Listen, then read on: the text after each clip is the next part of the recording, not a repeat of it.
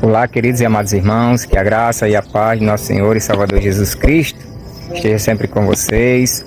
Quem fala aqui é o irmão Antônio Solano, o homem que entregou aquela mensagem profética, ou tentou entregar aquela mensagem profética no último domingo, dia 9 de novembro de 2025, ali no pavilhão dos Gideões Missionários da Última Hora. Venho por meio desse vídeo fazer a minha manifestação. Quero deixar aqui bem claro que eu sou membro da Assembleia de Deus de Camboriú, que eu amo os Gideões Missionários da Última Hora, que a profecia não era contra nenhuma dessas instituições, e sim contra homens corruptos que se corromperam com algumas instituições e algumas seitas que estavam trazendo símbolos ocultos para dentro das instituições. Mas por se tratar de uma palavra de correção, uma palavra de arrependimento, eles impediram e rejeitaram a palavra. Muitos estão dizendo que eu atrapalhei a ministração da palavra, que não era hora de profetizar, mas isso é uma inverdade. Todos viram o vídeo e viram que ele não tinha começado a ministrar a palavra ainda. E quando eu comecei a profetizar, a entregar a mensagem profética, todos pararam e estavam ouvindo, mas quando viram do que se tratava, acabaram pedindo para que alguns dos seguranças me retiraram dali. Eles rejeitaram a palavra de Deus, rejeitaram a profecia, que era uma profecia de correção, de arrependimento. Diante dessas circunstâncias, o Senhor tem uma nova profecia para eles. E a profecia é esta: assim como vocês rejeitaram a minha palavra, assim eu também rejeito vocês. Assim como vocês arrancaram o meu servo do altar, eu também vou arrancar vocês do meu altar. Passarei como um fogo, queimarei toda a lenha verde e seca, que estão encharcada de pecado e com essas abominações. Passarei como um vento veemente e impetuoso, limparei as cinzas do altar, colocarei lenha nova e o fogo arderá continuamente no altar, e todos verão que eu sou um Deus zeloso e zelo para que a minha palavra se cumpra, assim diz o Senhor. Cristão Mendes está no ar com mais um vídeo bomba para você. Então, muito bem-vindo você que acabou de chegar aqui a essa sala. Ocupe o seu lugar e fique muito atento ao que eu tenho para te dizer. Já ouviu a profecia do profeta, não é? Portanto, o que aconteceu foi que alguém, foi exatamente este senhor que nós vimos aqui inicialmente, se dirigiu ao púlpito numa igreja onde estava a ser feito um evento muito grande, e essa pessoa subiu no altar e entregou uma profecia em pleno culto, quando o pregador iria iniciar a palavra. A pergunta fica para você que está aí desse lado, que conhece esse tema, conhece essa história, isso está a ser divulgado por vários canais, e também, de certa forma, para dar oportunidade ao irmão que foi excluído do púlpito para poder realmente se manifestar e dizer realmente aquilo que aconteceu. O que aconteceu foi literalmente isso. O irmão interrompeu o culto para entregar uma profecia de exortação para a igreja. Nós vamos analisar o que aconteceu para tirarmos as nossas conclusões. Vejamos o que aconteceu e vamos falar sobre este tema. No momento em que o cantor Jefferson estava começando a pregar, ele foi interrompido por um profeta com uma palavra de repreensão à igreja. Com pouco tempo que começou a falar, ele foi retirado à força do altar. Abra sua Bíblia, por favor.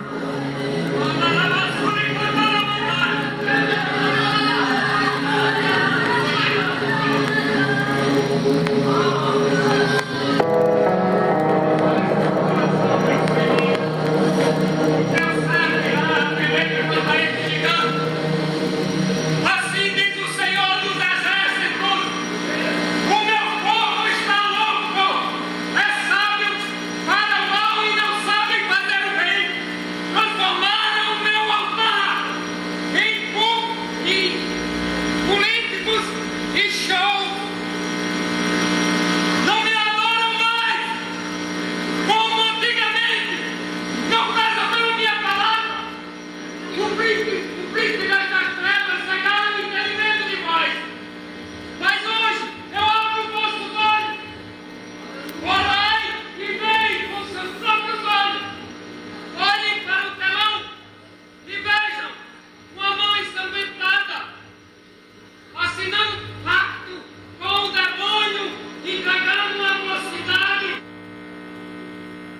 Eu acho que a voz de Deus aqui agora é a palavra.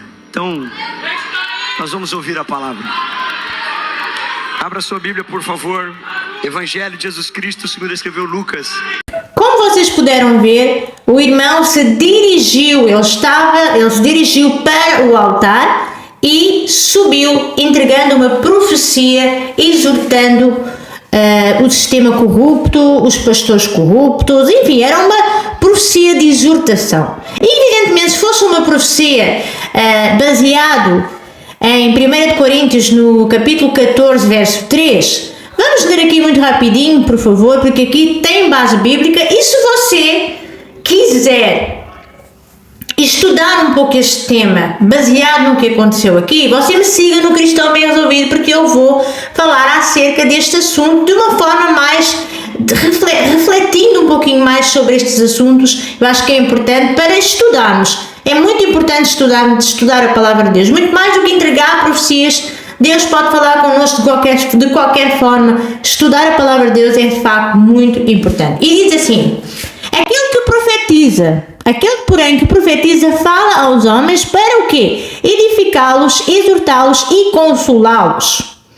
É literalmente o objetivo da profecia. A profecia Deus usa a boca de alguém, o profeta é a boca de Deus para entregar algo que ele quer. No Antigo Testamento, os profetas eram usados de forma muito intensa. Deus falava diretamente com eles, entregava grandes profecias aí, quando nós podemos ver aí grandes livros de grandes profetas no Antigo Testamento. Já no Novo Testamento, as coisas são muito diferentes. Jesus nos alerta justamente, e nós vamos estudar sobre isto no Cristão Bem Resolvido. Se inscreva por lá, eu aguardo você por lá. Verifique a inscrição também deste canal, deixe o seu like e vamos continuar aqui porque é muito importante.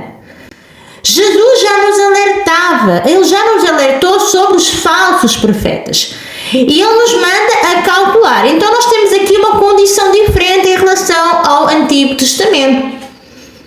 Eu acredito que pessoas podem ser usadas por Deus para entregar algo da parte de Deus, mas esse dom não foi tirado o domínio próprio sobre a situação. Então, o que aconteceu ali naquele altar, eu não sei se o irmão pediu, não acredito que tenha pedido a autorização para subir e entregar a profecia. Não entendo que o irmão tenha interrompido uma parte crítica do culto, como o pregador estava a pregar ou o pastor estava já no meio da pregação. Ele não fez isso. A pessoa subiu, abriu a Bíblia e na hora que abriu a Bíblia ele subiu e entregou a profecia. E não creio que ele tenha atrapalhado o culto, até porque as pessoas estavam a escutar. Mas quando perceberam que era uma profecia de exortação, as coisas mudaram. E nem todas as pessoas estão dispostas a ouvir profecias de exortação. Esses são os três principais fundamentos de uma profecia: exortar, consolar e edificar. Eu quero ler aqui uma coisa muito importante. Quando nós lemos aqui na 1 Coríntios, no capítulo 14, verso 3, nós percebemos que o contexto de edificar, nós temos que entender que o anelo que nós temos com Deus é um anelo paterno. Quando eu exorto, por exemplo, o meu filho, eu tenho que exortá-lo de forma que é construtiva. A exortação aqui dada é uma exortação de incentivar a pessoa. É uma exortação de incentivar o indivíduo ao arrependimento. Isso é a verdadeira exortação de Deus para conosco. Você não vai dizer para o seu filho que ele não presta, que ele é falho. Você não vai usar palavras destrutivas, porque a palavra do Senhor diz que a nossa língua ela tem poder para abençoar e para amaldiçoar. Exortar, incentivar, motivar, chamar pessoas à ação e ao arrependimento, isso não é amaldiçoar ninguém. Nós precisamos entender que o ponto de exortar está relacionado com isso. É uma exortação que vai te incentivar, vai te motivar. E você vai ouvir aquela profecia e vai perceber, vai conseguir testificar, principalmente que vem da parte de Deus. Porque Deus sempre fala connosco de uma forma específica. Nós precisamos de ter o discernimento. Edificar. Construir e a igreja ao fortalecimento, à fé e ao crescimento. Edificar e depois consolar. Consolar aqui se refere a dar esperança, dar consolo, esperança, e que Deus está connosco, por exemplo, no sofrimento. Isso é a consolação. Então, a principal base da profecia para os dias de hoje é essa. Já no Antigo Testamento nós vimos coisas mais complexas. Uma coisa que eu também quero falar aqui, e vou falar aqui muito em breve, analisando outra profecia de uma irmãzinha que vocês já conhecem. Uma irmã que ela orientou de uma maneira muito assim, ela orientou pessoas a saírem do seu país. Isso é preciso ter muito cuidado, porque a profecia não orienta a vida de ninguém. Ela simplesmente edifica, exorta e consola. Baseado no texto que está lá em 1 Coríntios 14, no versículo 3. Você vai poder ler até o capítulo todo, que é para entender o contexto das coisas. Como era uma profecia de exortação, mas irmã Marta, vamos lá, eu quero entender. Aquilo que aconteceu dentro da igreja foi correto? A partir do momento em que deixaram o irmão subir, eu não acho que não é uma coisa ética, enfim, não é uma coisa correta retirar o irmão de lá pelos braços, isso já ficou feio. Mas valeria mais deixar o irmão concluir e depois então sair. Quando a pessoa tem algo da parte de Deus para entregar, quando a pessoa tem o discernimento que é Deus que está a falar com ela, porque afinal de contas nós temos aqui uma situação muito complexa. Eu não posso permitir que qualquer pessoa suba no altar para entregar algo da parte de Deus. Eu tenho que ter a certeza se é de Deus ou não. E como é que isso deve ser feito? Porque o apóstolo Paulo fala sobre a ordem do culto. Então, quando eu recebo algo da parte de Deus para entregar a alguém, eu tenho que me dirigir a quem? Aos superiores, aos pastores, à liderança da igreja, que me permite entregar aquela profecia ou aquela revelação para a igreja. Vocês estão a entender? O culto, ele é um momento de invocação onde nós estamos a abrir a palavra de Deus, estamos a aprender, estamos a estudar, estamos a receber, então tem que haver ordem. Há momento do louvor, há momento da oferta, há momento da palavra, há momento do apelo. E pode haver um momento de ministração, de entregar alguma coisa da parte de Deus, pode, mas tudo tem que ser trabalhado na devida ordem. Então, se o irmão fez alguma coisa errada de entregar alguma coisa, ele não fez. Porém, ele deveria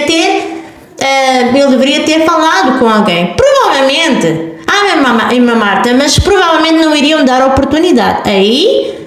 Aí ele poderia, no final do culto, se dirigir, se a profecia foi para aquela pessoa específica, ele se dirigia à pessoa e entregava a profecia.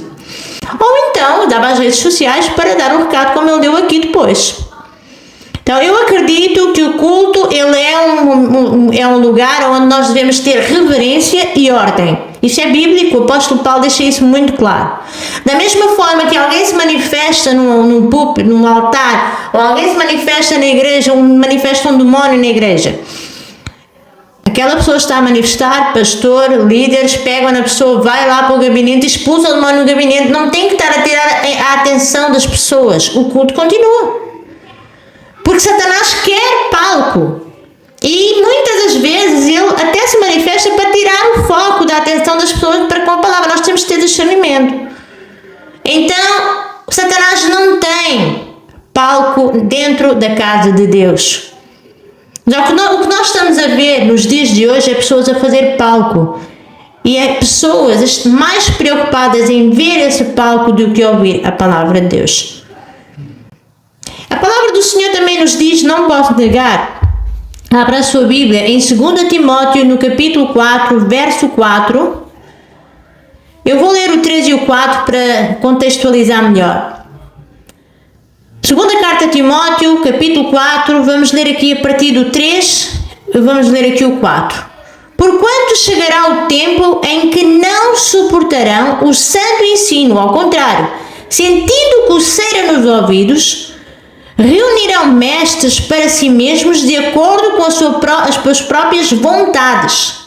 Tais pessoas se recusarão a dar ouvidos à verdade, voltando-se para os seus próprios mitos. Tu, no entanto, sê equilibrado em tudo, suporta os sofrimentos, faz a obra de um evangelista e cumpre o teu ministério. Então vamos lá, nós temos que ter várias... O apóstolo Paulo fala muito sobre equilíbrio e reverência na igreja. Então, mais uma vez, a pergunta fica, o que é que você acha? Você acha que aquilo que aconteceu ali foi correto? O irmão provavelmente falhou no sentido da questão da ética. Dizer assim, eu tenho uma palavra de Deus e eu quero saber qual é o momento certo para entregar porque é para a igreja. Porque a exortação não foi só para ele, pelo que eu entendi, também foi para a igreja. E portanto, é claro que se fosse uma palavra de edificação, se fosse uma palavra de consolo, o irmão não iria ter aquela atitude, ninguém iria excluí-lo dali.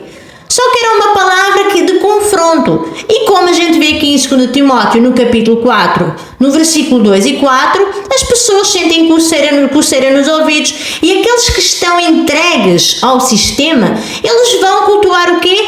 Os seus próprios mitos. Eles vão literalmente sentir coceira nos ouvidos, como está aqui escrito, vão se reunir mestres de si mesmo de acordo com as suas próprias verdades. E tais pessoas, eles vão se recusar a dar ouvidos. É simples assim. Se isso foi o que aconteceu ali, não sabemos. Eu não posso julgar o coração de quem estava lá para abrir a Bíblia. E também não posso julgar a pessoa que entregou a profecia. Agora, mais tarde veremos se essa profecia se realmente se cumpre ou não. Foi uma profecia de exortação.